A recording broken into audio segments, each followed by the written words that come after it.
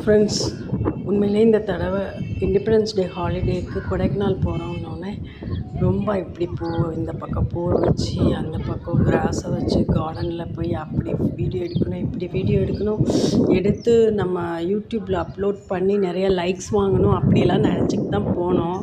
அங்கே போய் ரூமை ரீச் பண்ணுறதுக்கு முன்னாடியே போதும்னு ஆயிடுச்சு. அவ்வளோ டிராஃபிக்.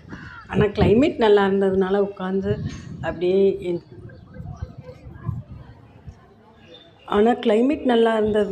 கார்க்குள்ளே இருந்தே இந்த கார்டன், அந்த பக்கத்தில் இந்த ஈக்கலிப்டஸ் ட்ரீ, அந்த நிறைய மரங்கள் இருந்துச்சு. எனக்கு பேர்லாம் தெரியல. அந்த சீனை என்ஜாய் பண்ணிக்கிட்டே போனோம். அதனால அலுப்பு தெரியல. அண்டு அடுத்த நாள் ஒரு ரிசார்ட்டில் எப்படியோ இடம் கிடச்சிச்சு, ரூம் கிடச்சிருச்சு. அதுக்கப்புறம் அடுத்த நாள் காலையில் நல்ல அழகான மலர்கள், கிராஸ் ஃபீல்டெல்லாம் மலையை மூடுது பாருங்க. பனி அப்படியே கொஞ்சம் கொஞ்சமாக மலையை மூடுது.